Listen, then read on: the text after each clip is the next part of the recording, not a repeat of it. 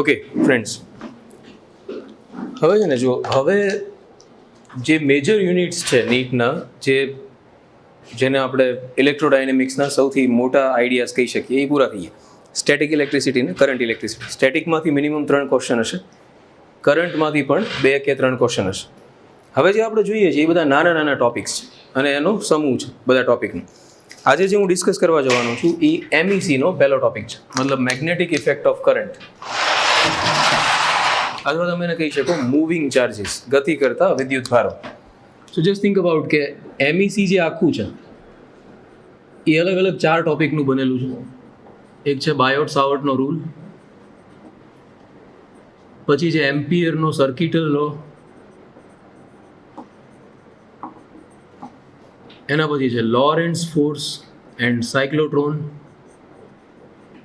અને last one છે એ છે મીટર્સ. એ મીટર, વોલ્ટ મીટર, ગેલ્વેનોમીટર, 3 પ્રકારના મીટર્સ આપણે જોઈએ છે. સો આ 4 ટોપિકનો બનેલું આ યુનિટ છે.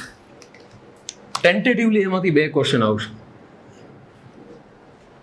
મારા આઈડિયા પ્રમાણે એ 2 ક્વેશ્ચન અહીંયાથી આવશે. રેડી? સો આપણે એનો મતલબ એવું નથી આ ન શીખીએ, આ નહીં શીખીએ તો આ નહીં આવડે. એટલે આપણે સ્ટાર્ટિંગ તો અહીંયાથી જ કરવું પડશે. બેસિક આઈડિયાઝ ત્યાંના લેવા પડશે, પણ વધારે જે આપણું ફોર્સ અને ફોકસ હોવું જોઈએ એ આ 2 વસ્તુ શીખવા પર હોવું જોઈએ કે એના રિલેટેડ પ્રોબ્લેમ્સનું વધારે કેવી રીતે સોલ્વ કરી શકીએ. આજે આપણે શરૂ કરવાના છીએ બાયોટ સાવર્ટ અને એને આપણે પૂરો કરવાના છીએ. સો આ આઈડિયા આખો છે શું, આપણે સાવ એનું સ્ટાર્ટિંગ પહેલેથી કરીએ. સો બેસિક વસ્તુ એવી થઈ કે એક દિવસ હાન્સ ક્રિશ્ચિયન ઓર્સ્ટેડ, જે ડેનમાર્કનો ફિઝિસિસ્ટ હતો, એ ક્લાસરૂમમાં એક્સપેરિમેન્ટ કરાવતી વખતે એણે એવું જોયું કે વાયરમાંથી કરંટ પસાર કરીએ તો એની ફરતે મેગ્નેટિક ફિલ્ડ જનરેટ થાય છે. દેટ વોઝ હિઝ ઓબ્ઝર્વેશન, જેને આપણે કહીએ છીએ ઓર્સ્ટેડનું અવલોકન. સો ફરતે ચુંબકીય ક્ષેત્ર ક્રિએટ થાય છે, મતલબ વાયર છે એની ફરતેના ભાગમાં ચુંબકીય ક્ષેત્ર હોય છે. તો ચુંબકીય ક્ષેત્ર હોય તો એને શેપ હોવો જોઈએ. શેપ સમજવા માટે ફેરેડે એક્સપેરિમેન્ટ કર્યા. લોખંડના ભૂકાવાળો એક્સપેરિમેન્ટ ફેમસ છે. સો ફરતે લોખંડનો ભૂકો પાથરીને નીચે ટકટક કરો તમે વાયરની ફરતે, તો વર્તુળો બને છે. સો માનો કે વાયરની ફરતે ચુંબકીય ક્ષેત્ર વર્તુળાકારે આવેલું છે. લેટ્સ સે વર્તુળાકારે આવેલું હોય તો પછી વર્તુળને 2 ડાયરેક્શન હોય, ક્લોકવાઇઝ, એન્ટી ક્લોકવાઇઝ, સમઘડી વિષમઘડી. તો કઈ દિશામાં હોય? સો એના માટે એમ્પિયરે જમણા હાથનો નિયમ આપ્યો. એના કહેવા પ્રમાણે જો વાયરને એવી રીતે પકડીએ કે પ્રવાહની દિશામાં અંગૂઠો રહે તો આંગળીઓની દિશામાં ક્ષેત્ર હોય છે. ડન? જમણા હાથની વાત છે. સો આને કહેવાય છે જમણા હાથનો અંગૂઠાનો નિયમ, જે વાયરમાં ચુંબકીય ક્ષેત્ર એની ફરતે કેવી રીતે હોય એ સમજાવે છે. આઈડિયા બહુ સિમ્પલ છે. ઇટ્સ લાઈક કોઈ પણ વાયરમાંથી પાસ થતા કરંટની ડાયરેક્શનમાં થંબ રાખો તો મેગ્નેટિક ફિલ્ડ ઓલવેઝ ફિંગર્સની ડાયરેક્શનમાં હોય છે. હવે જ્યારે આપણને ખબર પડી ગઈ કે ચુંબકીય ક્ષેત્ર છે એ આવેલું હોય છે, કઈ ડાયરેક્શનમાં હોય છે, કેવા શેપનું હોય છે, ખ્યાલ આવી ગયો. હવે એક જ પ્રશ્ન બાકી રહ્યો, કેટલું હોય છે? ધારો કે આપણને કોઈ પ્રશ્ન પૂછે કે એક વાયર છે એનાથી આર અંતરે P બિંદુ પાસે ક્ષેત્ર કેટલું હોય. સો એનો જે રૂલ છે એ બાયોટ અને સાવર્ટ નામના સાયન્ટિસ્ટે આપ્યો. આઈડિયા બહુ ઇન્ટરેસ્ટિંગ છે કે એકચ્યુઅલમાં ઓર્સ્ટ્રેડે 1819માં આ ઓબ્ઝર્વેશન કર્યું. પછી ઓર્સ્ટ્રેડના અવલોકનને બહાર આવતા બહુ ટાઈમ લાગ્યો, કારણ કે હી વોઝ અ ટીચર, કોઈ સાયન્ટિસ્ટ નહોતો, તો એનો રિસર્ચ પેપર પબ્લિશ ન થયો. પણ આર્ગો નામનો એક ફિઝિસિસ્ટ હતો જેણે ફ્રેન્ચ એકેડમીની સામે એનો પેપર વાંચ્યો આખો. અને જ્યારે ફ્રેન્ચ એકેડમી સામે એ પેપર વાંચતો હતો લગભગ 1821માં, મતલબ એણે ઓબ્ઝર્વેશન કર્યાના 2 વર્ષ પછી, ત્યારે ઓડિયન્સમાં એમ્પિયર હતો. જ્યારે એ પેપર રીડ થતો હતો એવા સમયે એમ્પિયર હતો અને બાયોટ સાવર્ટ 2 હતા. બાયોટ છે વોઝ લીડ સાયન્ટિસ્ટ, સાવર્ટ એનો અસિસ્ટન્ટ હતો. સો આ લોકો ઓડિયન્સમાં હતા અને એને ઇન્ટરેસ્ટ ઊભો થયો અને એ લોકોએ કામ કરવાનું શરૂ કર્યું કે ઓકે ફિલ્ડ હોય છે તો કેટલું હોય છે.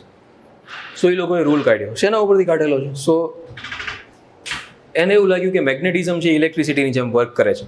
એવું ઘણા સમયથી ઓલરેડી સાબિત થઈ ચૂકેલું હતું કે મેગ્નેટિઝમ અને ઇલેક્ટ્રિસિટીમાં કંઈક તો છે જ. એક સરખાપણું છે ઘણું બધું. ડાયપોલ પ્લસ માઇનસ છે ઇલેક્ટ્રિસિટીમાં, અહીંયા નોર્થ સાઉથ છે, સિમિલરિટી છે. સો એણે આઈડિયા કર્યો કે જે ઇલેક્ટ્રિસિટીની અંદર ઇલેક્ટ્રિક ફિલ્ડનું ફોર્મ્યુલા છે Q/R². સેમ જો આઈડિયા ફોલો થતો હોય તો આ બિંદુ પાસે જે ચુંબકીય ક્ષેત્ર આવે એ એને રિલેટેડ જ હોવું જોઈએ. પણ તકલીફ એ થાય કે ઇલેક્ટ્રિસિટીની અંદર એક વિદ્યુત ભાર હોય એટલે એનાથી અંતર ફિક્સ હોય. અહીંયા આગળ આખા વાયરનું મેગ્નેટિક ફિલ્ડ અહીંયા કેવી રીતે કાઢવું? કારણ કે વાયરના દરેક ભાગથી આનું ડિસ્ટન્સ અલગ અલગ છે. સો આપણે શું કરવું પડે? એક નાનો એવો ટુકડો ધારવો પડે જેની લંબાઈ લેવી પડે dl. એમાંથી પસાર થતો વિદ્યુત પ્રવાહ છે I. સો બાયોટ અને સાવર્ટે એક નવી ભૌતિક રાશિ ડિઝાઇન કરી છે, એને કીધી IDL. આઈ અને ડીએલનું મલ્ટિપ્લિકેશન. સો એને કીધું વિદ્યુત પ્રવાહ ખંડ. કરંટ એલિમેન્ટ કહેવાય એને ઇંગ્લિશમાં.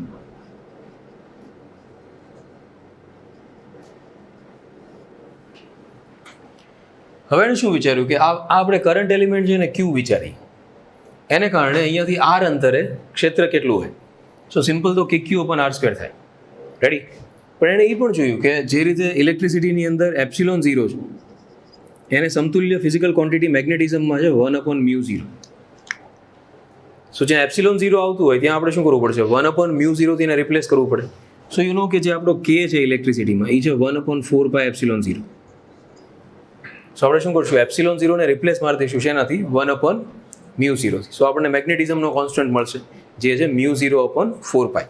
સો માનો કે આપણે અહીંયા ઇલેક્ટ્રિક ફિલ્ડ ફાઇન્ડ કરવું છે આને કારણે, મેગ્નેટિક ફિલ્ડ. સો હું મેગ્નેટિક ફિલ્ડને કહું છું ડીબી, કારણ કે નાના એવા ટુકડાને કારણે છે એટલે ઓછું હશે. સો ડીબી બરાબર કેની જગ્યાએ શું આવશે? μ0/4π, કારણ કે 1/ε0 થઈ જશે μ0 ઇન્ટુ ક્યુની જગ્યાએ આ લોકોએ વિચાર્યું આઈડિયલ એન્ડ ધેન અપોન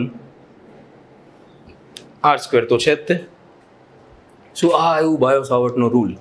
કોઈ એની સાબિતી નથી, મતલબ આ ફોર્મ્યુલાના કોઈ પિતા માતા છે નહીં, સાબિત નથી થયેલું ફોર્મ્યુલા, એ લોકોએ પ્રેક્ટિકલી એઝ્યુમ કરેલું ફોર્મ્યુલા છે આવું હોઈ શકે. And then A formula use કરીને એને શું કર્યું છે? મેગ્નેટિક ફિલ્ડ માપ્યું હશે.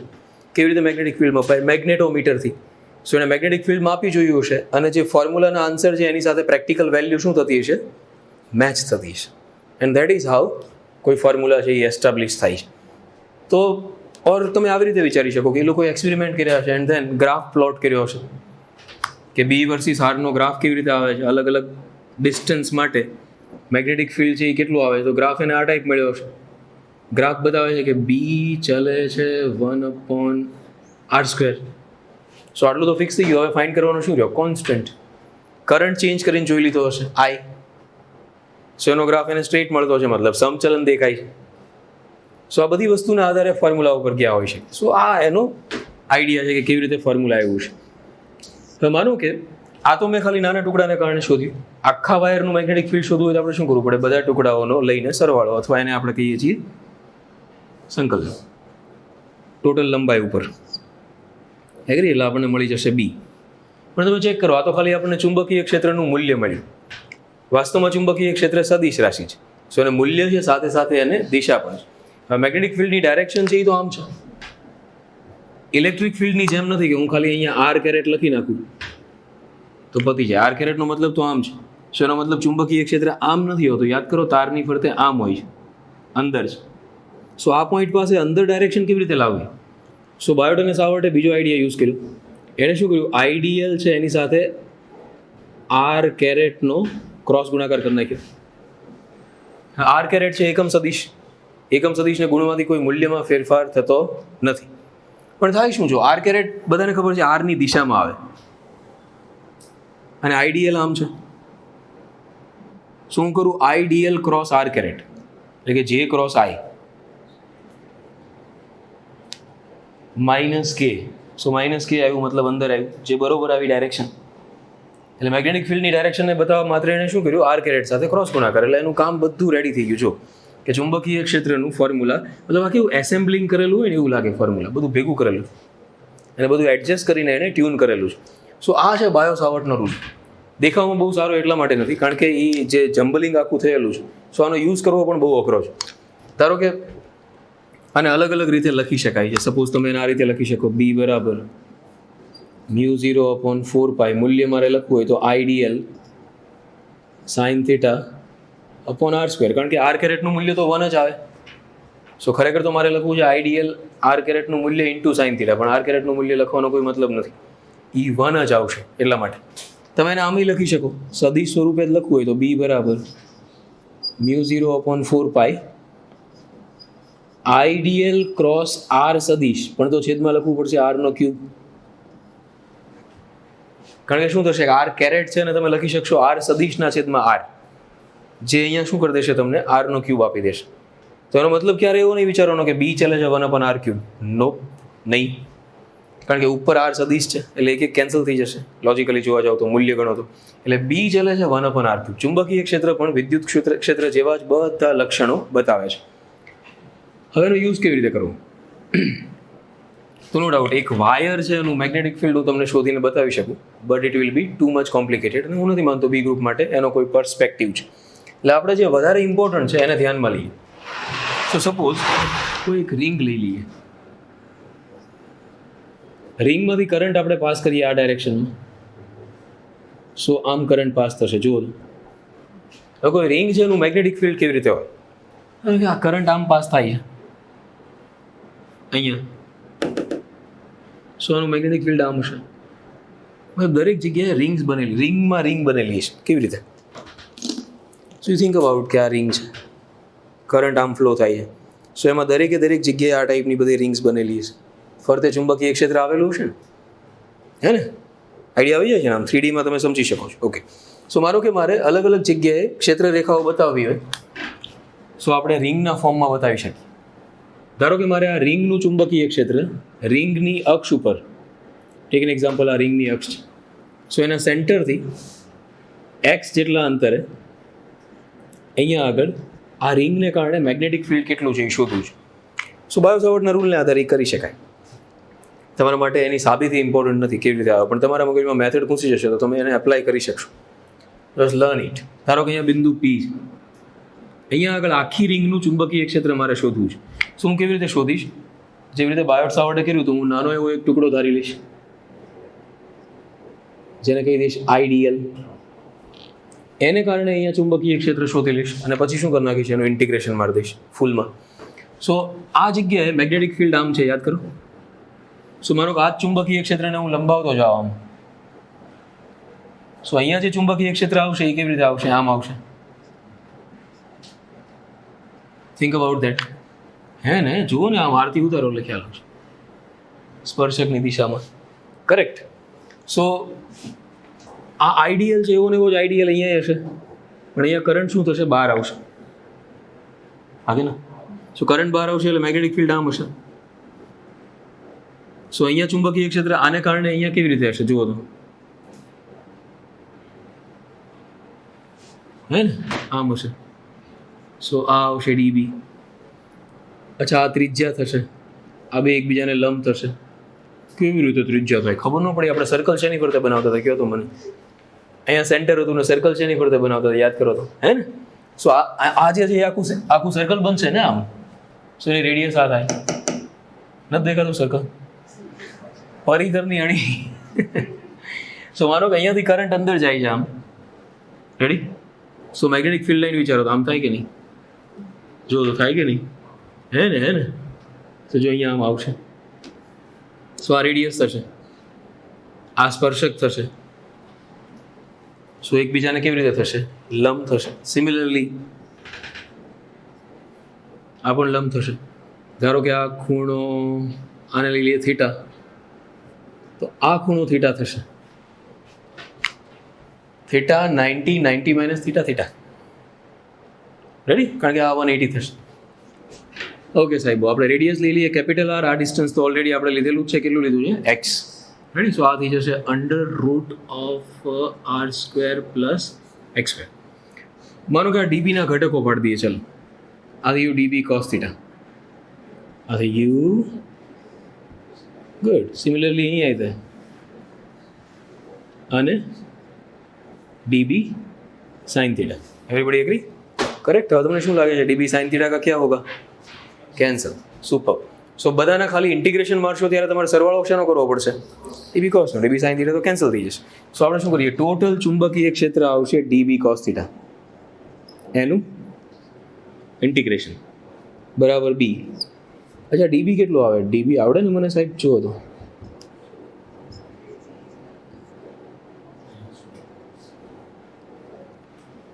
કોસ થીટા એ આવડે ને સર? જુઓ તો. ગુડ. સો આ આર અહીંયા ન લખીએ ને આપણે. ફાઇનલ. હા, રેડિયસ છે ને એ લેવાની બહુ ફેશન છે.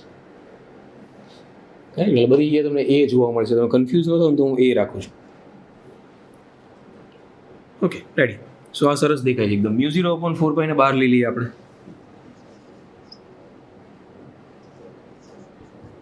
અચ્છા, આપણે ઇન્ટિગ્રેશન કરશું તો રિંગની રેડિયસ બદલાશે? કોન્સ્ટન્ટ. એ તો ગમે ત્યાં ટુકડો લેશો તો એ બહાર આવી જશે. રેડી. અચ્છા, કોઈ પણ જગ્યાએ ટુકડો લેશો તો આ રિંગના સેન્ટરથી ડિસ્ટન્સ એક્સ છે એ અચળ રહેશે કે બદલાશે? રેડી. અથવા કોઈ પણ ટુકડાથી અંતર આર છે એ પણ કોન્સ્ટન્ટ જ રહે. આરને બહાર લઈ લો, આરનો ક્યુબ. આર એકચ્યુઅલમાં છે આ એનો ક્યુબ.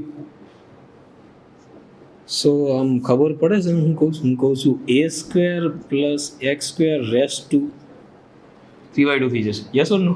સો હવે અંદર વધશે શું આપણી પાસે વધશે dl. dl નું ઇન્ટિગ્રેશન શું થાય? 0 થી લઈને 2πr ઓર 2πa. dl તો લંબાઈ છે ને, રિંગ ઉપર ઇન્ટિગ્રેશન લગાવો એટલે એ જ થશે. સો dl નું શું થશે? l થશે. l ની જગ્યાએ મૂકશો 0 થી 2πa એટલે શું આવશે? 2πa. સો ફાઇનલી આપણે લખશું આ i બાકી રહી ગયો અંદરથી. સો આવશે μ0ia/4πa² + x² રેસ ટુ 3/2. અને અહીંયા આવશે સો 2π દુ 4π. સો b બરાબર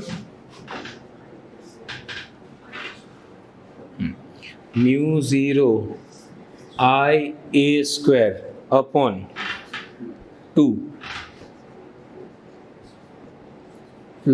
x² રેસ ટુ 3/2. રિંગને અત્યારે તો એક જ આંટો છે,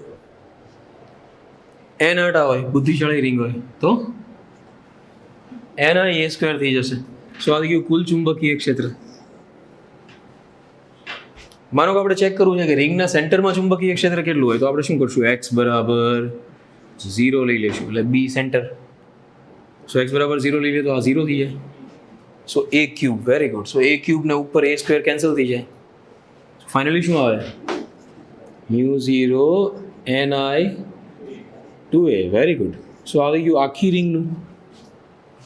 અડધી રિંગ હોય જો તો થાય μ0ni/4a. પણ અડધી રિંગને કંઈ આટા જાજા ન હોય, એક જ હોય એટલે μ0i/4a. પા રિંગ હોય તો તમને આવડશે ને યાર. મતલબ 60નો ખૂણો હોય તો ભાગ્યા 6, કારણ કે આ 360નું છે. માનો કે ખાલી નાનો એવો ટુકડો રિંગનો આપી દે, એમાંથી કરંટ પાસ કરે ને પૂછે સેન્ટરમાં મેગ્નેટિક ફિલ્ડ કેટલું છે, તો જેટલાનો ખૂણો હોય એ પ્રમાણે આપણે વર્તવાનું કે ફોર્મ્યુલા સાબિત કરીને બતાવું નહીં જરૂર. પણ ધારો થીટાનો ખૂણો હોય તો હિસાબ લગાવવાનો 360 આ તો થીટા એ કેટલું. સો એક ફોર્મ્યુલા આવે, જો ફોર્મ્યુલા આવશે μ0I/4πr 4πa. આ થાય કોઈ પણ થીટા માટે રિંગના સેન્ટરમાં મેગ્નેટિક ફિલ્ડ. તો 60નો ખૂણો અહીંયા આપણે મૂકશું π/3. એવું કોણ કરવા જાય? એની જગ્યાએ છઠ્ઠો ભાગ કરો એટલે ખબર જ પડી જાય μ0I/12a. 60 એટલે 360નો છઠ્ઠો ભાગ છે. સો સારું એ પડે ને આ ગોખવા જવા કરતા. સો આમાં આવશે તો એની રીતે પછી કરવા માટે જશો. રેડી. અહીંયા મૂકશો π/6 એટલે π કેન્સલ થઈ જશે અને 6 દુ 12 થઈ જશે વગેરે વગેરે. સો એ તમને આવડશે. એટલે આને યાદ રાખવાનું, આ 360 માટે જ. બાકી બધા જે એના ટુકડા થાય એ તમને આવડે. 45નો ખૂણો આપી દે 45. રેડી. સો તમને ખ્યાલ છે 360નો કેટલામો ભાગ? 45 છે, 8મો. μ0I/16r or 16a આ થઈ જશે. તમે જો અહીંયા ચુંબકીય ક્ષેત્ર બે વસ્તુ ઉપર આધાર રાખે છે. આમ તો 3 આંટાની સંખ્યા, કરંટ અને રેડિયસ. પણ કરંટ મોટે ભાગે બદલતા નથી. બદલે શું? આંટાની સંખ્યા બદલે, રેડિયસ બદલે. તમારો કે કોઈ લૂપ છે, એક વાળેલો છે આંટો. હવે એમાંથી આપણે સેમ લંબાઈ રાખીને વધારે આંટાઓ બનાવવા છે. તો જેમ જેમ આંટાઓ વધારે બનાવતા જઈએ એમ રેડિયસ ઓછી થતી જાય. સો આંટાઓની સંખ્યા વધે, રેડિયસ ઘટે. તો બે રીતે ચુંબકીય ક્ષેત્ર શું થાય? વધે. Correct. Same number of turn છે એ વધારતા જાઓ. પહેલા એક જ આંટો બનાવવો હોય તો મોટું સર્કલ બને. Okay. So you know it. Ready. માનો કે તમે રેડિયસ છે એ 1/n કરશો તો આંટાઓ n ગણા વધી જશે. એવું થશે. જેટલી રેડિયસ ઘટાડશો એટલા આંટાઓ વધશે. સપોઝ આપણે ખૂબ મોટા અંતરે વિચારીએ એટલે x is very very greater than a લઈ લઈએ. Second case. સો આ થઈ જશે b એટ ઇન્ફિનિટ ડિસ્ટન્સ ઓર બહુ મોટા અંતર. લાઈક સો x મોટો થઈ ગયો એટલે એને તમે એને એવું ગણી શકશો. સો ઉપર તમારી પાસે આવશે μ0 ni a² 2x3. સો એનો મતલબ ચુંબકીય ક્ષેત્ર ચલે છે 1/x3. જો સીધો તાર હતો એનું ચુંબકીય ક્ષેત્ર ચલે છે 1/r² હતું, જ્યારે રિંગનું ચુંબકીય ક્ષેત્ર ચલે છે 1/x³ છે. આ જે લાક્ષણિકતા છે એ ડાયપોલની છે. યાદ કરો, ડાયપોલના વિદ્યુત ક્ષેત્રો ચલે છે 1/r³ હતા. સો એનો મતલબ રિંગ જે છે એ મેગ્નેટિક ડાયપોલ છે. ડાયપોલ હોય તો એને 2 પોલ હોવા જોઈએ. સો એનો મતલબ એક નોર્થ બનવો જોઈએ, એક સાઉથ બનવો જોઈએ. સો એવું જ થશે. જો કરંટ આમ જાય છે, સો અંગૂઠો આવશે તો આ સાઈડથી મેગ્નેટિક ફિલ્ડ બહાર આવશે. જે સાઈડથી મેગ્નેટિક ફિલ્ડ બહાર આવે એને કહેવાય નોર્થ. આ સાઈડથી બહાર આવશે તો આ સાઈડથી અંદર જશે, સો એને કહેશું આપણે સાઉથ. સો કોઈ પણ રિંગ છે એના 2 ફેસીસ છે એ અલગ અલગ પોલ તરીકે બિહેવ કરશે. એ કેમ નક્કી થાય? સો મેં તમને સમજાવ્યું ને, આ સિમ્પલ છે. ઓર જો સામેથી જોવાનું હોય તો ધારો કે રિંગ છે, એમાં કરંટ આમ છે. સો આપણે ફિલ્ડ બહાર આવ્યું, બહાર આવે મતલબ શું થાય? શેમાંથી બહાર આવે? નોર્થમાંથી કે સાઉથમાંથી? નોર્થમાંથી. સો આ નોર્થ બનશે. ઘણા લોકો એને આ રીતે પણ યાદ રાખતા હોઈએ કે ફિલ્ડની ડાયરેક્શન આ છે, એન બનશે, હે ને? જોયું યાદ? નાના છોકરાનું થઈ ગયું ને, સિમ્પલ. સો આ થઈ ગયું સમઘડી. તમે એને આમ યાદ રાખશો, આમ.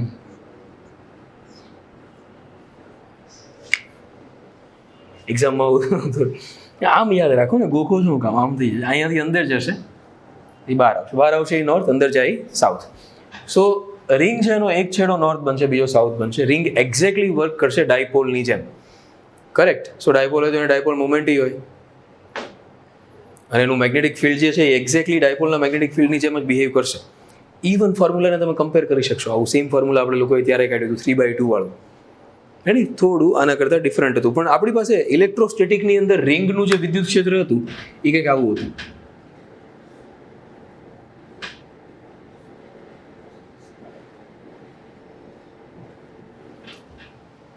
કે qx/r² + x² 3/2. આ હતું રિંગનું વિદ્યુત ક્ષેત્ર x જેટલા અંતરે. આ સેમ જ, આ જ ફોર્મ્યુલાની જેમ જ. માનો કે k છે, એની જગ્યાએ આપણે મૂકી દઈએ q છે, એની જગ્યાએ મૂકી દઈએ idl.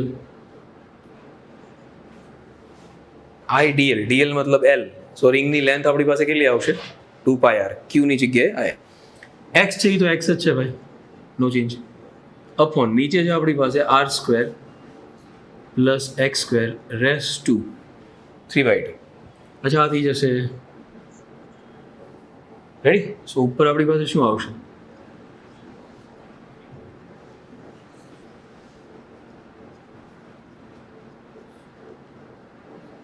આ ડિફરન્સ આવ્યો. બાકી મેચ થઈ ગયું. જો હે ને, ડાયમેન્શન વાઇઝ ને એવરીથિંગ બધું મેચ થઈ જશે, કમ્પ્લીટ સેમ. ખાલી ફરક ક્યાં આવશે? અહીંયા એક્સ છે ત્યાં, કારણ કે એક્સના સમપ્રમાણમાં. અહીંયા આગળ ખાલી આપણે, અને જો તમે એને બહુ મોટા ડિસ્ટન્સે લેશો, ટેક એન એક્ઝામ્પલ, તો તમે આરને અવોઇડ કરી શકશો ખૂબ મોટા ડિસ્ટન્સીસ માટે. તમારી પાસે ઉપર એ આવશે અને નીચે આવશે x², કારણ કે એક એક્સ કેન્સલ થઈ જશે x³ માંથી. રેડી? પણ જો તમે એને ઇલેક્ટ્રોસ્ટેટમાંથી કન્વર્ટ કરો તો બાકીના કેસમાં એક્ઝેક્ટલી એ તમને સેમ આઈડિયા છે અહીંયા મળી આવશે. શું જે મેગ્નેટિક રિંગ છે it will behave like a dipole. Last જે બાયો-સાવર્ટનો આઈડિયા આપણે ડિસ્કસ કરવો છે એ છે કોઈ પણ ક્લોઝ શેપ હોય, ટેક એન એક્ઝામ્પલ રિંગ, એમાં તમે કરંટ એન્ટર કરો. સો કરંટ 2 ભાગમાં વહેંચાશે, હા કે ના? સો માનો કે આ તમે ઇક્વલ ડિસ્ટ્રીબ્યુટ કર્યું. સપોઝ આપણે અહીંયાથી ડિસ્ટ્રીબ્યુશન કરીએ. સો કરંટ છે એ 2 ભાગમાં વહેંચાશે. આ થઈ જશે I1, આ થઈ જશે I2. I1 અહીંયા I2 પાછો આવશે, ભેગો થઈને I થશે. સો સેન્ટરમાં આપણને મેગ્નેટિક ફિલ્ડ મળશે.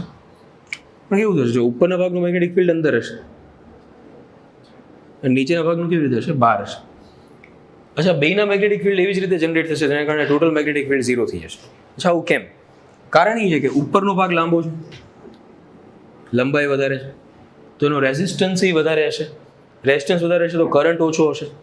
સો L વધારે છે, I કેવો છે? ઓછો છે. અને નીચેનો ભાગ છે ટૂંકો, L ઓછો છે, તો એનો રેઝિસ્ટન્સ એ ઓછો હશે, એટલે I વધારે હશે. સો અલ્ટિમેટલી શું થશે? બેના I અને L ના ગુણાકાર બેલેન્સ થઈ જશે, એક વધારે એક ઓછો. અને તમને ખ્યાલ છે કે ચુંબકીય ક્ષેત્ર છે એ આધાર રાખે છે IL ઉપર. તો જો IL સેમ આવતો હોય તો સેન્ટરમાં મેગ્નેટિક ફિલ્ડ સેમ આવશે. સમાન મૂલ્યનું તો છે જ તેને, ડાયરેક્શન ઓલરેડી ઉલટી છે, તો નેટ મેગ્નેટિક ફિલ્ડ કેટલું થઈ જશે? 0. સો આમ યાદ રાખો તો કોઈ પણ બંધ આકૃતિ હોય એમાં જો કરંટ ડિસ્ટ્રીબ્યુટ થતો હોય, વહેંચાતો હોય, અને એનું સેન્ટર પોઈન્ટ છે ત્યાં તમે મેગ્નેટિક ફિલ્ડ માપતા હોય તો એ હંમેશા 0 જ આવે. ક્લિયર? આટલી વસ્તુ આપણે મગજમાં રાખવાની. હવે છે ને, જો બાયો સાવર્ટના રૂલને યુઝ કરવો થોડો અઘરો છે, કારણ કે એમાં ઇન્ટિગ્રેશન આવે છે, માથાકૂટ છે, એટલે એ બહુ લાંબો સમય ટકી ન શક્યો. અને અરાઉન્ડ 1826 એટલે બાયો સાવર્ટના રૂલ પછી 4 વર્ષે, બાયો સાવર્ટનો રૂલ 22માં આવેલો છે 1826 આસપાસ એમ્પિયરે એનું સિમ્પલ વર્ઝન છે એ રિલીઝ કર્યું, જેને કહેવાય છે એમ્પિયર્સ સર્કિટલ લો. આ એક મતલબમાં તમે એવું કહી શકો કે મેગ્નેટિઝમની અંદર ગાઉસના લો જેવો છે. આ ગૌસનો લો જો તમને યાદ હોય તો શું હતો કે કોઈ બંધ સપાટીની અંદર આવતા વિદ્યુત ભારો છે એ એના ટોટલ ફ્લક્સ માટે જવાબદાર છે, sigma q upon epsilon 0. Similarly એમ્પિયરના કહેવા પ્રમાણે ધારો કે કોઈ એક જગ્યાએ ઝાઝા બધા વિદ્યુત પ્રવાહને કેરી કરતા વાયર્સ આવેલા છે, એમાં અલગ અલગ ડાયરેક્શનમાં કરંટ છે એ ફ્લો થાય છે. સપોઝ આ I1 છે, I2, I3, I4, I5, I6 આ બધા કરંટ્સ. હજી એકાદો વાયર આપણે બહાર ડ્રો કરી નાખીએ, I7. ધારો કે મારે આ બધા વાયરને કારણે આ બિંદુ પાસે મેગ્નેટિક ફિલ્ડ કાઢવું છે. જો આપણે બાયો સાવર્ટના નિયમ પ્રમાણે શોધવા માટે જઈએ તો શું કરવું પડે? એક એક વાયરનો નાનો ખંડ લેવો પડે, એનું મેગ્નેટિક ફિલ્ડ કાઢીને એનું ઇન્ટિગ્રેશન લેવું પડે, પછી બીજો, પછી ત્રીજો, અને આમાં આપણે ધંધે લાગી જઈએ. રેડી? આવનારી પેઢીને કામ આપવું પડે. સો આ પરિસ્થિતિમાં બાયો સાવર્ટનો રૂલ કામ ન લાગે. સો આપણે શું કરવું પડે? એમ્પિયરનો સર્કિટલ નિયમ યુઝ કરવો પડે. કેવી રીતે? સો જે બિંદુ પાસે આપણે મેગ્નેટિક ફિલ્ડ ફાઇન્ડ કરવું છે એમાંથી પસાર થતું હોય એવું એક લૂપ ડ્રો કરવાનું. ગાઉસમાં શું કરતા હતા? ગાઉસિયન સપાટી ડ્રો કરવાની. અહીંયા આગળ લૂપ ડ્રો કરો. સો અહીંયાથી પસાર થતું હોય એવું એક લૂપ ડ્રો કરવાનું. લૂપ ગમે એવું હોઈ શકે, પણ યાદ રાખજો તમારે એનો પરિઘ લખવાનો આવશે. તો કેવું દોરવાનું? જેનો પરિઘ આવડતો હોય. રેડી? ગમે એવું આમ મતલબ આડાવડી દોરી નાખશો તો એમ કે છે હવે એની લંબાઈ કેટલી છે, ચોરસી દોરી શકાય, પણ બને ત્યાં સુધી વર્તુળાકાર લૂપ લેવાથી બેનિફિટ શું થાય?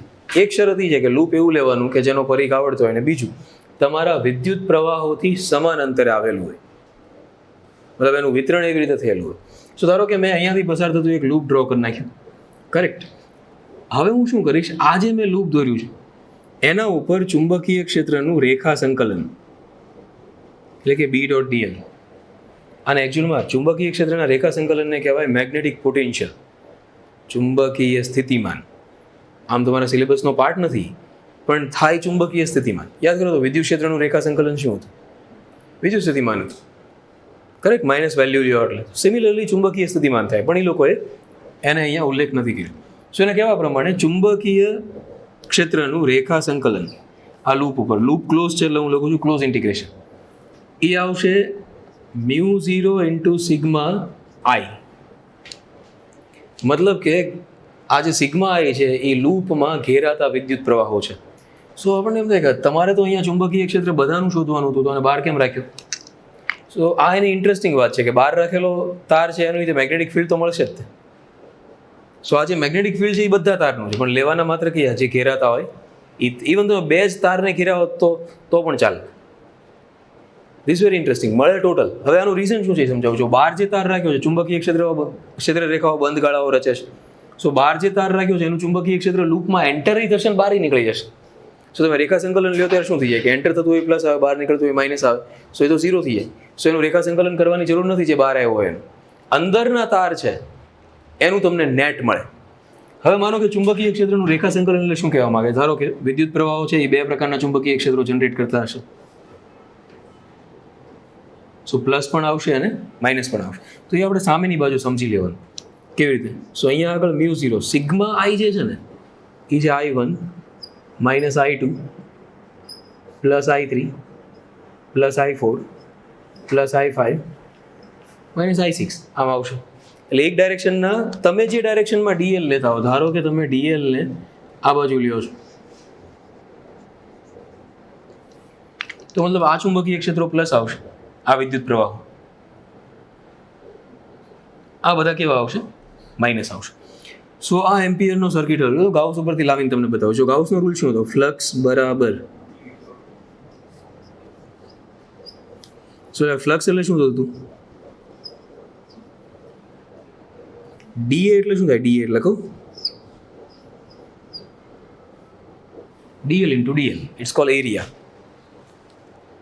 લંબાઈ ઓર ડીએક્સ ડીવાય લખી શકાય, લખવું હોય તો, પણ ડીએલ ડીએલ. સામે છે ક્યુ, ક્યુ એટલે થાય આઈડીએલ, અને 1/ε0 એટલે શું થાય? સિગ્મા તો છે જ તે. સો અને વિદ્યુત ક્ષેત્રની જગ્યાએ શું થઈ જાય? સો ફોર્મ્યુલા એક્ઝેક્ટલી ગાઉસના આઈડિયા ઉપરથી સીધું ખાલી રેપ્લિકેટ થયેલું છે. સો આ એમ્પિયરનો સર્કિટલ રૂલ છે, એને કારણે ઘણા બધા ફોર્મ્યુલા છે આપણી પાસે સિમ્પલ થઈ ગયા અને ઇઝીલી આપણે મેગ્નેટિક ફિલ્ડ શોધી શકીએ. ઉદાહરણ તરીકે માનો કે કોઈ એક વાયર છે, જેમના બાયો સાવર્ટમાં આપણે શોધતા હતા, એનાથી આર અંતરે આઈ જેટલો પ્રવાહ પસાર થતો હોય. સો વાયરથી આર અંતરે ચુંબકીય ક્ષેત્ર કેટલું આવે? સો બાયો સાવર્ટ કહે છે μ0/4πIdl cross r caret upon r², integration. Ampere કહે છે કે જે બિંદુ પાસે શોધવું હોય એમાંથી પસાર થતું એક લૂપ ડ્રો કરો. રેડી? સમાન અંતરે રાખ્યું છે, આર જેટલી ત્રિજ્યા છે, આપણે લઈશું B.dl. હવે જો વાયરથી સમાન અંતરે આખું લૂપ આવેલું છે, સો આખા લૂપ ઉપર ચુંબકીય ક્ષેત્ર સમાન હશે.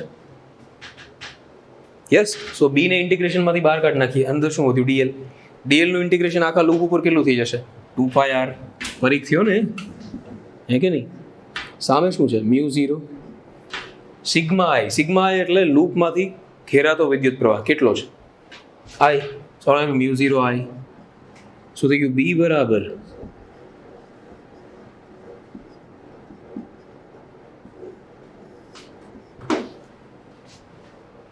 રેડી? આ થઈ ગયું magnetic field μ0 I upon 2πr. So કોઈ વાયરથી આર જેટલા અંતરે એને કારણે કેટલું મેગ્નેટિક ફિલ્ડ જનરેટ થાય એનું ફોર્મ્યુલા. માનો કે વાયર થોડો ખાધેલ પીધેલ પરિવારનો છે.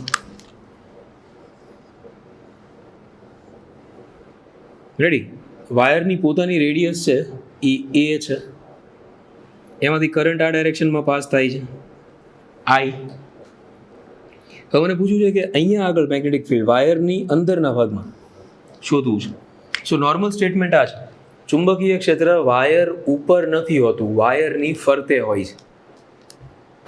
સો મેગ્નેટિક ફિલ્ડ ક્યારે વાયર ઉપર ન હોય તો વાયરની અંદર કેવી રીતે આવ્યું? સો વાયર ઉપર ન હોય એનો મતલબ છે વાયરની અક્ષ ઉપર ન હોય. સો કોઈ પૂછે કે અહીંયા ચુંબકીય ક્ષેત્ર કેટલું, તો 0 આવે. અક્ષ ઉપર 0 આવે. કોઈ પણ જગ્યાએ માપશો, અહીંયા આગળ જઈને માપશો તો આ વાયરનું ચુંબકીય ક્ષેત્ર એની અક્ષ ઉપર 0 આવે. સો કોઈ વાયર છે એની અક્ષ ઉપર મેગ્નેટિક ફિલ્ડ 0 આવશે, પણ એની ફરતે હશે. પણ જો વાયર છે એકદમ થીક હશે ને જો તમે એના ઉપરનું પોઈન્ટ લેશો તો તમને મળશે. કેવી રીતે મળશે? સો આ બિંદુ પાસે મેગ્નેટિક ફિલ્ડ કેટલું આવે તો આપણે શું કરવાનું? એમાંથી પસાર થતું હોય એવું એમ્પિરિયન લૂપ દોરવાનું. એગ્રી? એની રેડિયસ લઈ લઈએ સ્મોલ આર. સો આ લૂપ છે એના માટે માનો કે એમ્પિયરનો સર્કિટલ લો લગાવીએ તો એ થઈ જશે બી. ચુંબકીય ક્ષેત્ર તો સેમ આવશે કારણ કે સમાન અંતરે આવેલું છે. બી ઇન્ટુ આ થઈ જશે 2πr. Yes or no? Is equal to સામે આવશે μ0 સિગ્મા આઈ. અચ્છા, આમાંથી ઘેરાતો વિદ્યુત પ્રવાહ કેટલો આવે? તો કે આખો આડછેદ છે એમાંથી ઘેરાતો વિદ્યુત પ્રવાહ છે આઈ, એટલે કે πa² માંથી આઈ. આખો આડછેદ કેટલો છે જુઓ ને, એ રેડિયસ છે એટલે કેટલો થાય? πa² માંથી આઈ. હા, તો πr² માં કેટલો I r² upon perfect R cancel. તો શું આવ્યું? બી બરાબર μ0 I upon 2πa² into R. આવી ગયું અંદરના ભાગમાં. તમે જોઈ શકો છો અંદરના ભાગમાં બી ચલે છે આર.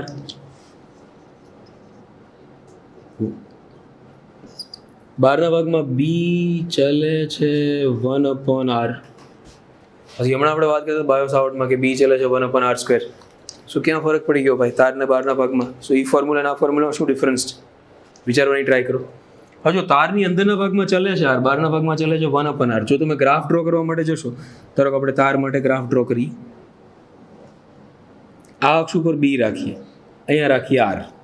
શું તમને ખ્યાલ છે કે તારની અક્ષ ઉપર મેગ્નેટિક ફિલ્ડ કેટલું હોય? કહો મને. 0. તારની અંદરના ભાગમાં તમે જો ત્યાં સુધી શું રિલેશન છે? બી ચલે છે આર. સો અહીંયા 0 છે. ગ્રાફને ઉપાડશો તો સ્ટ્રેટ લાઈન આવશે, અહીંયા સુધી આવશે બોર્ડર. હવે બહાર નીકળી ગયા, બહાર શું રિલેશન છે? બી ચલે છે 1/r.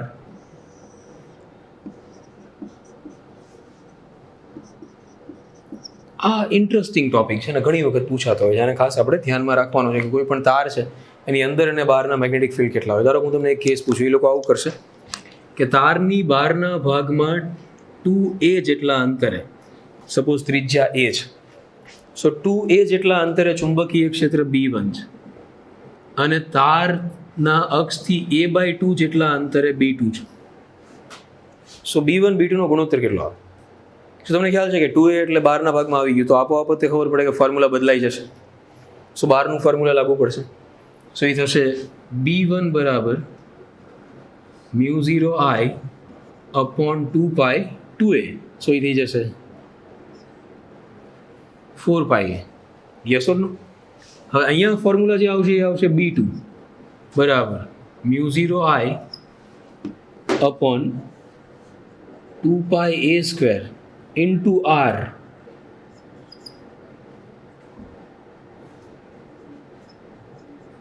કેટલો આવશે? 4πa. સો B1 બરાબર શું થઈ જશે? B2. તો B1 અને B2 નો રેશિયો છે એ કેટલો આવી જશે? 1 આવશે. સો આ બે ડિસ્ટન્સીસ છે એ બહુ ફેમસ છે. એક છે 2a અને એક છે a/2. એગ્રી? બે સેમ આવે છે. બહારના ભાગમાં અલગ ફોર્મ્યુલા છે, અંદર અને એ સેમ શું કામ આવે? આમ તો ગ્રાફ જે માણસ સમજે એની ખબર પડી જાય છું. આ એક જ સરખું ચુંબકીય ક્ષેત્ર બે જગ્યાએ આવ્યું, અહીંયા આવ્યું. સો આ ડિસ્ટન્સ છે એ a/2 હોઈ શકે. આ જે છે એ કેટલું હોઈ શકે? 2a હોઈ શકે. રેડી? બહારના ભાગમાં કારણ કે તમને મળશે જ તે જો હજી ઘણા બધા કોઇન્સિડન્સ મળશે જુઓ તો. સો એક સરખા મેગ્નેટિક ફિલ્ડ તમને અંદર ને બહાર છે એ મળી શકે. એટલે ખાસ આપણે બે ફોર્મ્યુલા અલગ અલગ યુઝ થાય છે. અચ્છા, સપાટી છે એ તો અંદરે કહેવાય, બહારે કહેવાય. તો મતલબ સપાટી ઉપર તો બે ફોર્મ્યુલા કોલેપ્સ થઈ જાવ, એક સરખા થઈ જવા જોઈએ. તો સપાટી એટલે શું થાય? જો અંદરનું ફોર્મ્યુલા લગાવીએ તો r બરાબર એ લખાય. સો r ની જગ્યાએ એ લખો એટલે આવશે μ0I upon 2πa. બહારના ફોર્મ્યુલામાંથી r બરાબર એ મૂકી દો, સપાટી ઉપર બે સેમ થઈ જશે. એટલે અહીંયા આગળ બે ફોર્મ્યુલા છે એ સેમ આવશે. કોઈ પૂછે કે સૌથી વધારે ચુંબકીય ક્ષેત્ર ક્યાં હોય? સપાટીની નજીક હોય. સપાટી ઉપર હોય કેવું બહુ બરોબર નથી, કારણ કે વાયર ઉપર ચુંબકીય ક્ષેત્ર 0 હોય લોજિકલી. જો વાયર પૂરતી જાડાઈ ન હોય તો વિચારી શકાય. તો સૌથી વધારે મેગ્નેટિક ફિલ્ડ છે એ નજીકમાં હોય. જેમ દૂર જાઓ એમ શું થતું જાય? ઘટતું જાય. માનો કે આના જ વાયરને આપણે વાળી દઈએ અને રિંગ બનાવીએ. સો એઝ આઈ સેડ કે એમાંથી કરંટ પાસ કરશો તો એની મેગ્નેટિક ફિલ્ડ લાઇન્સ છે એ કેવી રીતે હશે? જુઓ, સોલેનોઇડ સિંગલ રિંગ છે એની ચુંબકીય ક્ષેત્ર રેખાઓ આવી રીતે હશે. આ જગ્યાએ સિમિલરલી તમે આ જગ્યાએ ડ્રો આમ હશે ના, આમ ઉલટી હશે. કરંટ અંદર જાય છે ને એટલે આમ હશે.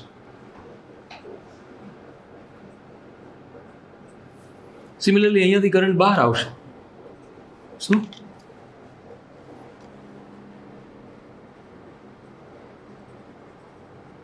હે બરોબર. આવી તો અલગ અલગ જગ્યાએ ડ્રો કરી શકાય આખી રિંગ માટે, પણ આ બે પોઈન્ટ મેં અહીંયા બતાવ્યા છે. ધારો બાજુમાં હજી એક રિંગ ડ્રો કરી નાખીએ આપણે. Think about this.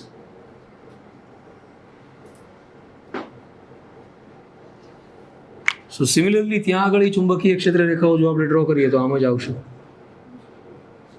આમ આવશે. યસ. સિમિલરલી અહીંયા આગળ ચુંબકીય ક્ષેત્ર રેખા આપણે ડ્રો કરશું તો આમ આવશે. પછી ને શું થાય જો તમારા ધ્યાનમાં આવ્યું હોય તો કે આની ચુંબકીય ક્ષેત્ર રેખા જ્યાંથી દાખલ થાય છે ત્યાંથી ત્યાંની શું થાય છે? બહાર નીકળે. તમને ખ્યાલ છે ક્યારેય ચુંબકીય ક્ષેત્ર રેખાઓ એકબીજાને છેદતી નથી. સો પરિણામી ચુંબકીય ક્ષેત્ર તૈયાર થઈ જશે અને ફાઇનલી આપણને બે રિંગનું જે ચુંબકીય ક્ષેત્ર મળશે એ કયા ટાઈપનું છે એ બતાવું છું. ધારો કે એક રિંગ આ છે, બેમાં સેમ ડાયરેક્શનમાં કરંટ પાસ કરીએ તો જે મેગ્નેટિક ફિલ્ડ આપણને મળશે એ આ ટાઈપનું છે.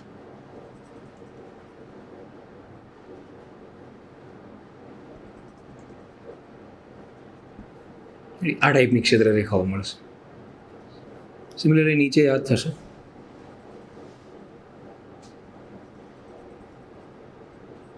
રેડી? અને કિડની સાથે કોઈ સંબંધ નથી. બે રિંગ રાખશો એને કારણે તમે ચેક કરો અહીંયા કોઈ મેગ્નેટિક ફિલ્ડ નથી. હજી જો હું માનું કે વચ્ચે ત્રીજી એક રિંગ મૂકી દઈશ તો આ જે ખાડાઓ છે એ બેઠી જશે અને ક્ષેત્ર રેખાઓ છે એ લિટરલી સમાંતર થઈ જશે.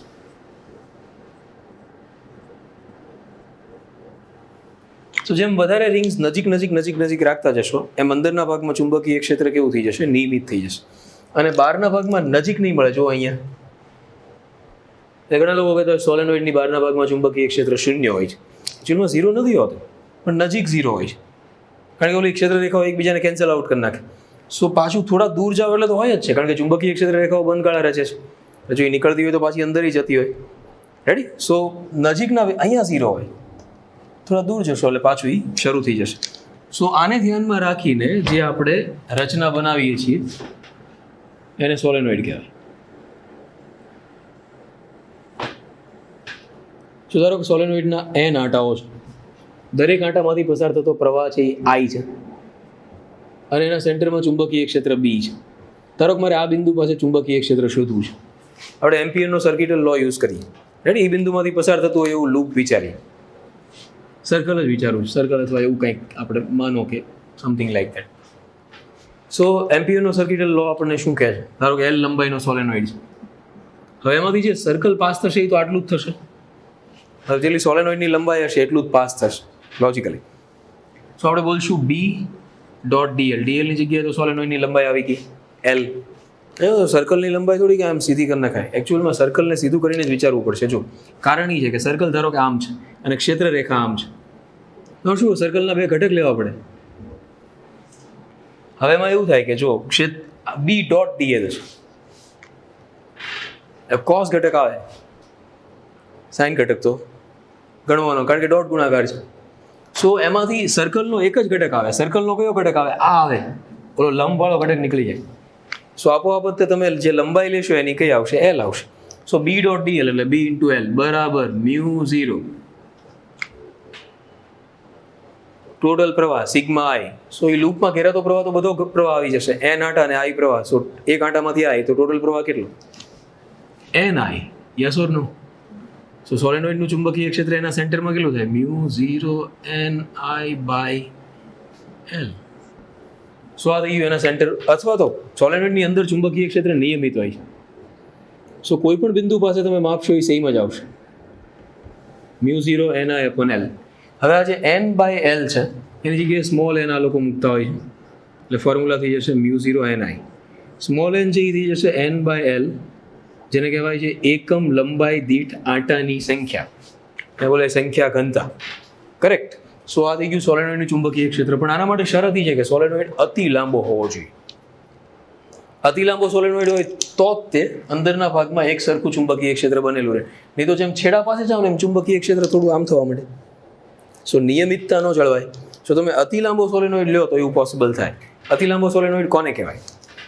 એને કહેવાય કે જો સોલેનોઇડની રેડિયસ છે એ A હોય અને લંબાઈ L હોય.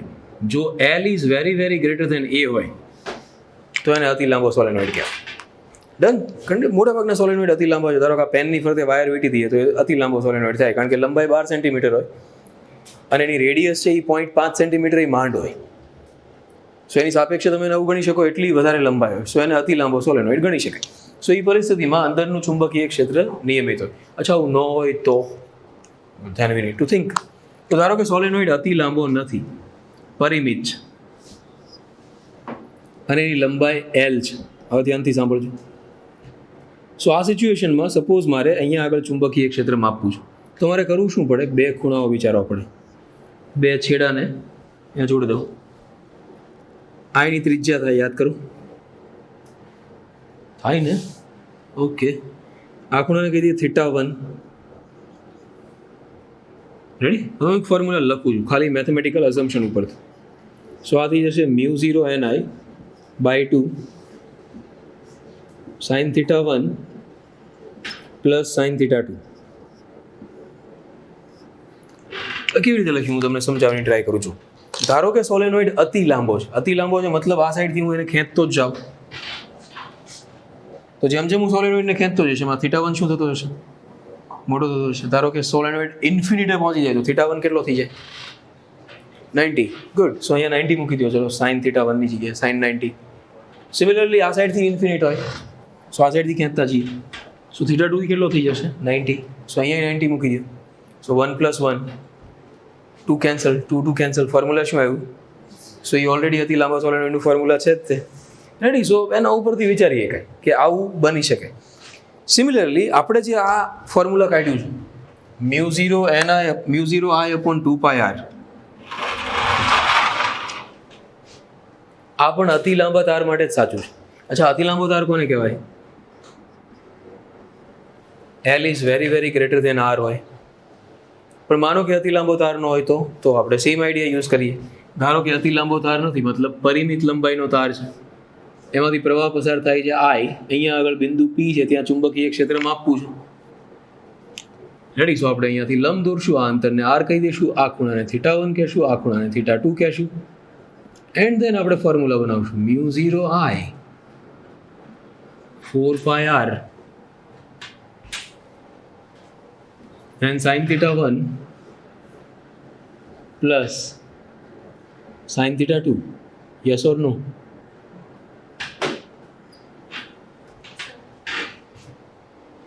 अच्छा इसी बंद करते हैं, मैं देखा तो सो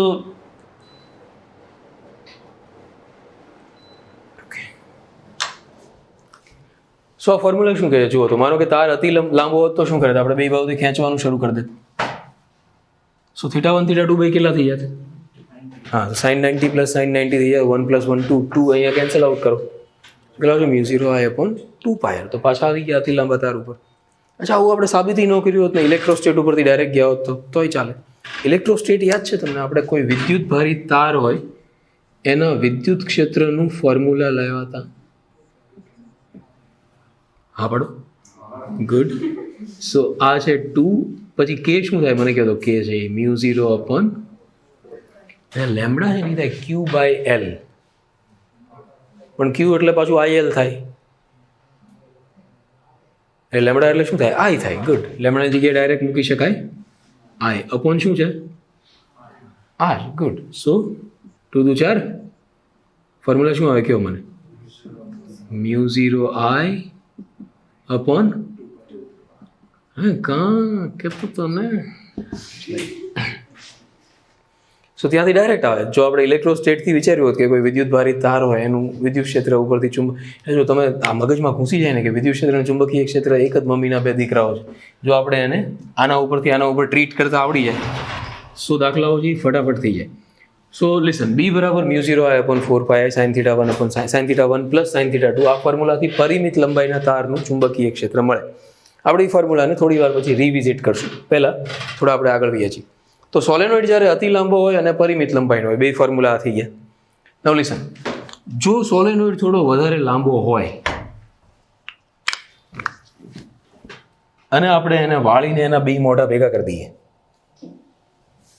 તો શું થાય ખબર? આપણે ચુંબકીય ક્ષેત્રને અંદર રાખી શકીએ. રેડી? ધારો કે આમાં આપણે વાયર વીંટી દઈએ આ રીતે.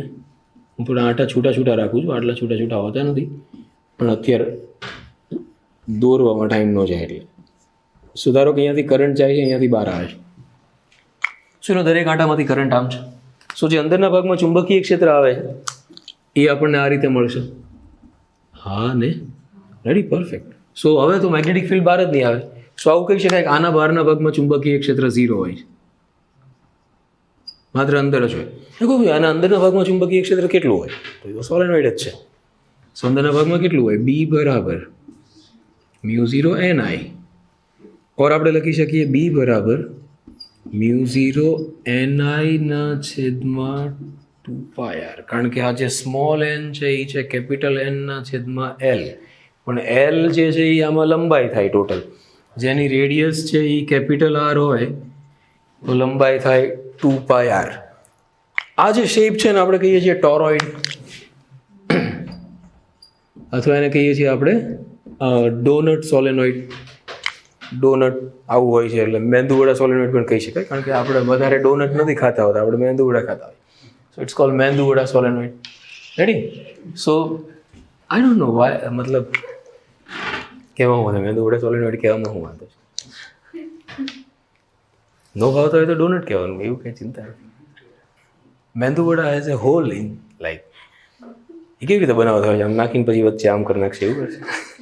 તેલ તો ગરમ હોય તો મને આઈડિયા નથી આવતો. યસ કેવી રીતે?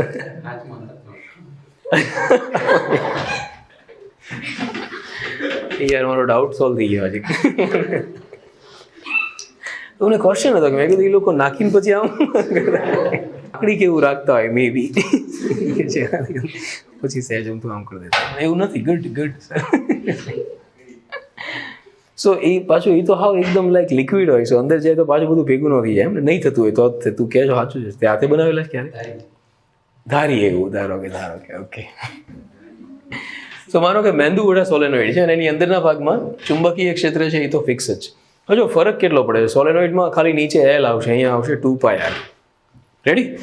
ટોરોઇડ જે છે એને 3 અલગ અલગ રેડિયસ હોય છે. એક છે અંદરની રેડિયસ, એક છે બહારની રેડિયસ અને એક છે એવરેજ રેડિયસ. સો આપણે અહીંયા જે મૂકીએ છીએ એવરેજ રેડિયસ છે. એકચ્યુઅલમાં આર છે એ આ થાય.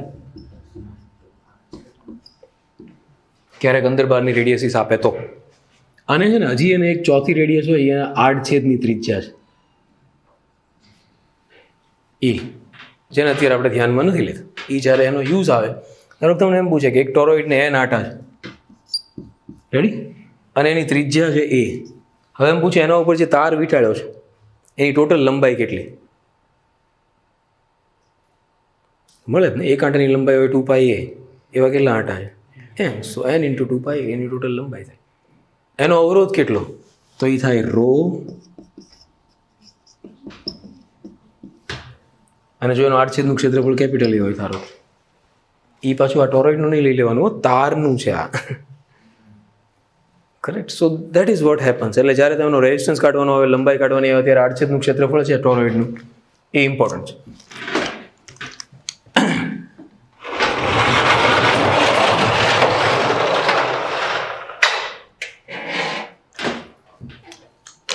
હા, બોલ કરવું પડશે ને.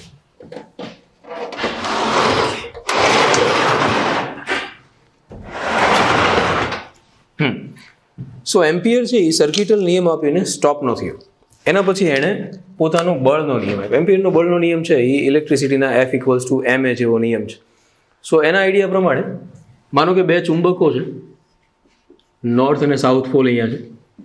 એની વચ્ચે ચુંબકીય ક્ષેત્ર નોર્થ ટુ સાઉથ સપોઝ બી આવેલું છે. એની વચ્ચે એક વાયર છે, કરંટ કેરિંગ વાયર છે, I જેટલો પ્રવાહ પસાર થાય છે, L જેટલી લંબાઈ છે. આવો એક વાયર મૂકી દો અને કરંટ કેરિંગ વાયર છે, ઓબ્વિયસલી એની જ્યારે બેટરી જોડેલી છે તો જ એમાંથી કરંટ પાસ થતો હોય. કરેક્ટ? સો આ ટાઈપનો વાયર છે કે જેમાંથી કરંટ પાસ થાય છે I. સો એમ્પિયરના કહેવા પ્રમાણે આના ઉપર ફોર્સ લાગશે.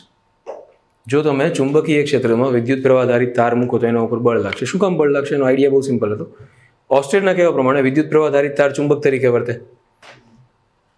હે ને? સો જો ચુંબકને ચુંબકીય ક્ષેત્રમાં મૂકો તો શું થાય?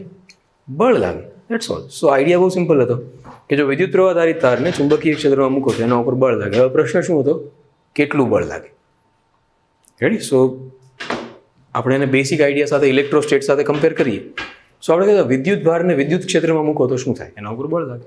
કેટલું બળ લાગે? F = QE. રેડી? સો આપણે લખતા હતા F = QE, આટલું બળ લાગે. સો અહીંયા આગળ ફરક શું છે? અહીંયા આગળ Q છે એ છે IL, E છે એ છે B. હવે ત્યાં કેવું હતું? Q અદિશ છે, E સદિશ છે, F સદિશ છે, પણ Q અદિશ છે. અહીંયા F સદિશ છે, IL સદિશ છે અને B સદિશ છે. સો જે ગુણાકાર આવશે એ કેવો આવશે? ક્રોસ આવશે. એટલે આ થઈ જશે F = IL × B. તમે લખી શકશો F = ILB sin θ. સાઇનનું ફંક્શન છે એટલે તમને ખબર પડશે બળ ક્યારે વધારે લાગશે, ક્યારે ઓછું લાગશે. જો તાર છે એ ચુંબકીય ક્ષેત્રને સમાંતર હશે તો બળ લાગશે જ નહીં. જો લંબ હશે તો બળ મેક્સિમમ લાગશે. મતલબ એ થીટાનું ફંક્શન છે. થીટા શું છે? સો એ IL અને B વચ્ચેનો ખૂણો છે. સો IL કઈ બાજુ હોય? હંમેશા I ની બાજુ હોય. I આમ છે ને, સો IL પણ આમ જ હોય. B આમ છે, બે વચ્ચેનો ખૂણો થીટા છે, આથી જશે ILB sin θ. તો થીટા ત્યાં લેવાનો આવશે. એટલા માટે લંબ જ્યારે તાર હશે ત્યારે એના ઉપર લાગતું ફોર્સ જે છે એ મેક્સિમમ હશે. સો આને એમ્પિયરનો ફોર્સનો નિયમ કહેવાય છે અને એક્ઝેક્ટલી આ F = QE અથવા મિકેનિક્સમાં F = ma ને સમતુલ્ય છે. રેડી? તમે ઇન ફ્યુચર શીખશો કે M = એકચ્યુઅલમાં ઇલેક્ટ્રિસિટીની અંદર L થાય, ઇન્ડક્ટન્સ, ને એના ઉપરથી પાછું સેમ ફોર્મ્યુલા આપણે કાઢી શકશું. અત્યાર પૂરતું આપણે એવું વિચારીએ કે F = ILB sin θ છે એ એક્ઝેક્ટલી QE ને સમતુલ્ય છે. હવે આની આડઅસર રૂપે મારે બે મેગ્નેટ જ રાખવા જરૂરી છે કે હું બીજું કાંઈ રાખું તો પણ ચાલે? સો તમને ખ્યાલ છે કે ચુંબકીય ક્ષેત્ર ઉત્પન્ન કરવાના તો અલગ અલગ રસ્તાઓ છે. ખાલી ચુંબકથી જ ઉત્પન્ન થાય એવું નથી, બીજા વાયરથી ઉત્પન્ન થાય. સો સપોઝ આપણે એક કામ કરીએ, એક વાયર અહીંયા રાખીએ, એમાંથી કરંટ પાસ કરીએ I1, બીજો એક વાયર અહીંયા રાખીએ, એમાંથી કરંટ પાસ કરીએ I2. તો I ચુંબક તરીકે વર્તે, I ચુંબક તરીકે વર્તે, તો શું કરવા જોઈએ? બે એકબીજા ઉપર બળ લગાડવા જોઈએ. બળો બે પ્રકારના હોય, આકર્ષી અથવા અપાકર્ષી. શું કેમ ખબર પડે કે આકર્ષે કે અપાકર્ષે? Let's find out. સો આપણે સિમ્પલી સમજવા માટે જઈએ કે ધારો કે બે વચ્ચેનું ડિસ્ટન્સ છે y. રેડી? હવે અમારે ચેક કરવું છે આ તારની લંબાઈ L છે, આ તાર અનંત લંબાઈ અથવા અતિ લાંબો છે. અથવા મારે એમ વિચારવું છે કે આ તાર અતિ લાંબો છે પણ આ તારમાં માત્ર L લંબાઈ ઉપર લાગતું બળ શોધવું છે. જો હું L ને ડિફાઇન નહીં કરું તો અહીંયા મૂકીશું, કારણ કે હું એમ તો નહીં લખી શકું I ઇન્ફિનિટ ક્રોસ B, તો જવાબ ઇન્ફિનિટ આવશે. એટલે મારે વિચારવું પડશે ફાઇનિટ. રેડી? પછી આપણે એને એકમમાં લઈ લેશું. સો અત્યાર પૂરતું આપણે એવું વિચારીએ કે આ તાર આના L લંબાઈ ઉપર કેટલું બળ લગાડે. શું બળ લગાડે? L ક્રોસ B અથવા LB સાઇન થીટા. હવે જો આનું ચુંબકીય ક્ષેત્ર આમ છે, આ તારનું અંદર છે અને તારનો IL ઉપર છે. સો બે વચ્ચેનો એંગલ 90 છે અને સાઇન 90 કેટલા થઈ જશે? 1. એટલે હવે આપણે ખાલી ત્રણ જ વસ્તુ જોવાની રહી, I, L અને B. IL એના લેવાના હોય જેના ઉપર બળ લાગતું હોય. તો ધારો કે આપણે પહેલા તાર વડે બીજા તાર ઉપરનું બળ શોધવું છે. સો બીજા તાર ઉપરનું શોધવું છે એટલે આપણે લખશું F21. સો જેના ઉપર બળ લાગતું હોય એના IL આવે. સો આપણે IL કોના લેશું ભાઈ? I2L. B છે એ પહેલા તારનું છે, પહેલો બીજા ઉપર બળ લગાડે છે એટલે પહેલા તારનું ચુંબકીય ક્ષેત્ર આવશે. પહેલો તાર અતિ લાંબો તાર છે, μ0I/2πr, હજી હમણાં શીખ્યા આપણે. શું થઈ જશે? μ0I1/2πy. આ થઈ ગયું ફોર્સ. થોડું વ્યવસ્થિત લખીએ આપણે તો આ થઈ જાય μ0I1I2L/2πy. જો ન્યૂટનના ત્રીજા નિયમને ઇમ્પ્લિકેટ કરીએ તો જે F21 આવશે એ તે -F12 આવશે. એટલે જેટલો પહેલો તાર બીજા ઉપર લગાડશે એટલો જ બીજો પહેલા ઉપર લગાડશે. તો બીજાનું શોધવાની જરૂર નથી, એનું જ આવે, કોઈ ફરક નહીં પડે, પણ ડાયરેક્શન અલગ હશે. સો ડાયરેક્શન કઈ આવશે એ કેમ ખબર પડે? તો એ આવે IL ક્રોસ B. અચ્છા, IL કઈ ડાયરેક્શનમાં છે? I2L છે J caret. Cross B, B આનું કઈ ડાયરેક્શનમાં છે? -K caret. So J cross K I થાય. J ક્રોસ -K છે ને, તો એ શું આવશે? -I. સો બળ કઈ બાજુ લાગશે? -I. અચ્છા, અહીંયાથી -I કઈ બાજુ જોવાય? આમ. સો આ તારે શું કર્યું? આને આકર્ષો કે અપાકર્ષો? આકર્ષો. સો એનો મતલબ જો વિદ્યુત પ્રવાહની દિશા બેમાં કેવી છે? સમાન. તો બે તાર એકબીજાને શું કરે? આકર્ષે. સમાન દિશામાં પ્રવાહ વહેતા હોય તો આકર્ષે, વિરુદ્ધ દિશામાં પ્રવાહ વહેતા હોય તો શું થાય? અપાકર્ષે. એટલા માટે જે હાઈ પાવર ગ્રીડ્સ હોય છે, જે બહુ હેવી વોલ્ટેજ લઈ જતા વાયર હોય છે, આપણે જોઈએ મોટા થાંભલા ઉપર, એને એકબીજાથી ખૂબ દૂર રાખવામાં આવે છે. છૂટા છૂટા ઓલા હાથ આમ થાંભલાઓ એ રીતે બનાવેલા હોય. બધાને એક પડીકો વાળીને હારે મોકલી દીધા હોય શું વાંધો આવે? એક મોટો વાયર બનાવીને એવું નહીં થઈ શકે, કારણ કે જો સાથે મોકલશે તો એ બે વચ્ચે આકર્ષણ બળ એટલું જનરેટ થશે. એક જ ડાયરેક્શનમાં કરંટ કેરી કરે છે ને, હેવી કરંટ હોઈ શકે. સો એક જ ડાયરેક્શનમાં કેરી કરે છે એટલે આકર્ષણ થશે અને એના કારણે શોર્ટ સર્કિટ થશે. એટલા માટે તે ઘણી વખત કોઈ એક કબૂતર છે, ધારો કે એક તાર ઉપર બેઠું એન્ડ ધેન તાર હલાવવાનો શરૂ કર્યો અને જો બીજા તારની નજીક આવી જશે તો શોર્ટ સર્કિટ થઈ જશે, કારણ કે બીજો તાર ઓલરેડી સેમ ડાયરેક્શનમાં કરંટ ફ્લો કરે છે.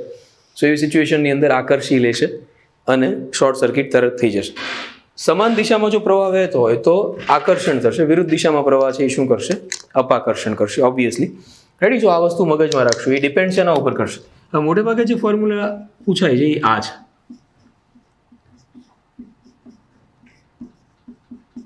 આને કહેવાય એકમ લંબાઈ દીઠ બળ. કારણ કે ધારો કે બે તાર અતિ લાંબા હોય તો પછી તમે L લંબાઈનું બળ શોધવાનો કોઈ મતલબ નથી. તમારે શું કરવું પડે? એકમ લંબાઈનું શોધી નાખાય. ભલે ગમે એટલી લંબાઈનો હોય એને ગુણ્યા કરી નાખવાનું. રેડી? સો તમને જે પૂછશે એ ન્યૂટન પર મીટર પૂછશે. I1 I2 ઉપર આધાર રાખે અને બીજું શેના ઉપર આધાર રાખે? Y ઉપર. તો જો બે તાર વચ્ચેનું અંતર વધારીએ તો બળ ઘટતું જાય, બે તારના વિદ્યુત પ્રવાહો વધારીએ તો બળ શું થતું જાય? વધતું જાય. So that is what we need to understand. So આ જે નિયમ છે બે IL ક્રોસ B અને એનું જે આડઅસરનું ફોર્મ્યુલા છે, એ બે વસ્તુ આપણે મગજમાં રાખવાની થાય છે. હવે જો એમ્પિયરનો સર્કિટલ નિયમવાળો આખો પોર્શન છે એ ફોર્મ્યુલા પોર્શન છે. મતલબ તમને ફોર્મ્યુલા આવડે, તમને દાખલાઓ આવડે, સર્કિટલ લો આવડવો જોઈએ, તારનું ચુંબકીય ક્ષેત્ર આવડવું જોઈએ, અનંત લંબાઈનો તાર, પરિમિત લંબાઈનો તાર આપણને આવડવો જોઈએ, અંદરના ભાગમાં આવડવું જોઈએ, બહારના ભાગમાં આવડવું જોઈએ, સોલેનોઇડ આપણને આવડવું જોઈએ, μ0/ni, પરિમિત લંબાઈનો આવડવો જોઈએ સોલેનોઇડ, સાઇન થીટાવાળું ફોર્મ્યુલા, રેડી? અને મને આવડવો જોઈએ ટોરોઇડ અને એમ્પિયરનો બળનો નિયમ μ0 IL ક્રોસ B અને μ0 I1 I2 L/2πy. તો જેટલા પણ ફોર્મ્યુલા આમાં આવડે એટલા દાખલાઓ આવડે. સો આ આટલો લાંબો પોર્શન છે, પણ પ્રમાણમાં આમાંથી ક્વેશ્ચન ઓછા પૂછાય એનું એક કારણ યાદ છે કે ફોર્મ્યુલા બેઝ ક્વેશ્ચન છે, અન્ડરસ્ટેન્ડિંગ ઓછી છે, એટલે આમાંથી ક્વેશ્ચન છે એ બહુ હાઈલી ઇન્ટેલેક્ચ્યુઅલ બિલ્ટઅપ ન થઈ શકે સિવાય કે એ લોકો નેટવર્ક આપે. સો આપણે નેક્સ્ટ ટાઈમ એવું જોઈશું કે અલગ અલગ શેપ આપેલા હોય તો એના મેગ્નેટિક ફિલ્ડ આપણને કેવા મળે, એના બેઝ ઉપર અમુક જે દાખલાઓ બની શકે એ આપણે જોઈશું. તો અહીંયા 2 ટોપિક પૂરા થઈ જાય. આ ચેપ્ટરના જે 4 ટોપિક હતા એમાંથી હવે આપણે એના ખાલી માત્ર દાખલાઓ જોવાના રહે છે.